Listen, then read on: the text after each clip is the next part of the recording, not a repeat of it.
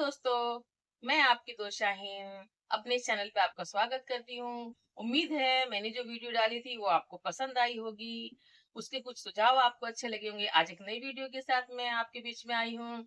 आज की मेरी वीडियो का टॉपिक है अपेक्षा यानी उम्मीद। हम एक दूसरे से कुछ ज्यादा ही उम्मीद लगा लेते हैं, तो ये भी आपसी मनमुटाव और कड़वाहट की वजह बनती है दोस्तों। उम्मीद क्या होती है, सबसे पहले हस्बैंड वाइफ एक दूसरे से उम्मीद लगाते हैं। ठीक है।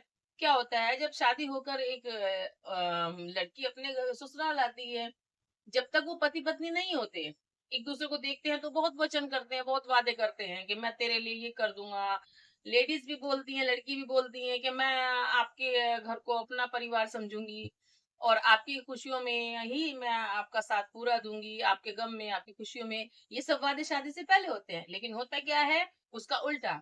जब शादी होकर एक लड़की घर आ जाती है, ससुराल आ जाती है, एक लड़का एक लड़की हस्बैंड वाइफ बन जाते हैं, पति पत्नी बन जाते हैं, उसके बाद वो भूल जाते हैं कि उन्होंने क्या वादे किए थे।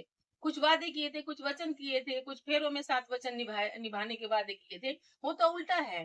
पति की जितनी इनकम होती है, पत्नी को उससे ज्यादा अपेक्षा होने लगती है कि मेरे पति की इनकम से ज्यादा वो उसको खर्च बताने लगते हैं, जिसमें पति डिप्रेशन में चला जाता है।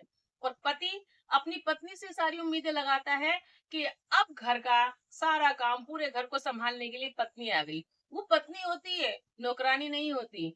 यदि दोनों इस चीज को समझ लें, पति पत्नी एक दूसरे को समझ ले, मान लीजिए पत्नी को देखा, पत्नी को पता है कि मेरे पति की तनख्वाह बहुत कम है, तो वो उससे इतनी उम्मीदें ना लगाए। उसको ये ना कहे कि पड़ोस वाली मैं को देखा है मैंने एक लेडी को, और वो हजारों की साड़ी पहने हुई है तो मुझे हजारों की साड़ी चाहिए। ये बताइए कि वो बंदा जिसकी इनकम कम है, वो हजारों की साड़ी कहाँ से लाएगा? उसे अपना परिवार भी चलाना है। आपकी पति की जितनी भी इनकम है, उसी में संतुष्ट रहना चाहिए। ठीक है। यदि आपका पति थका हारा घर आता है, तो आप अपनी एक प्यारी सी मुस्कान देकर उसकी थकान दूर कर सकती हैं। यदि आपने उस पर एक नई बात कर दी कि देखिए मेरे को ये चाहिए, मेरे को वो चाहिए, मैं इस चीज़ से परेशान हूँ, इस चीज़ से दुखी हूँ, तो वो डिप्रेशन में चला जाएगा। ठीक है। और यदि कोई पति आता है घर पर, तो उससे भी ये सोचना चाहिए कि मैं घर पर आ रहा हूँ, मेरी पत्नी पूरे दिन काम में लगी रहती है, व्यस्त रहती है, तो मैं आकर उसको थोड़ी सी अपनी चेहरे की मुस्कान दे सकूं।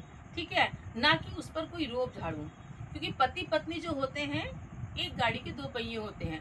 यदि इनमें तालमेल अच्छा रहा, एक दूसरे को कोऑपरेट करें, तो ही परिवार अच्छा चल सकता है और परिवार खुश रहता है।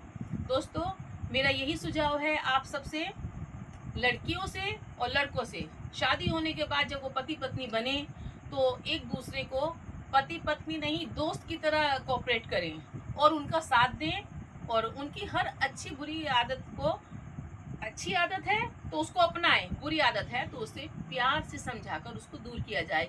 किसी की बातों में ना आए, अपने परिवार को किसी तरीके से बीच में किसी ऐसे व्यक्ति को ना आने दें जो आपके परिवार को तोड़ने का काम करता है।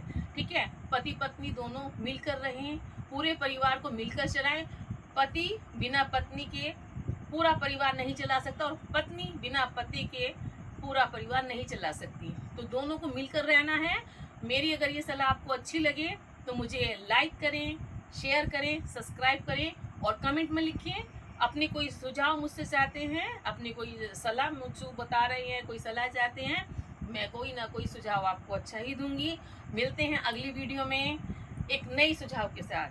धन्यवाद।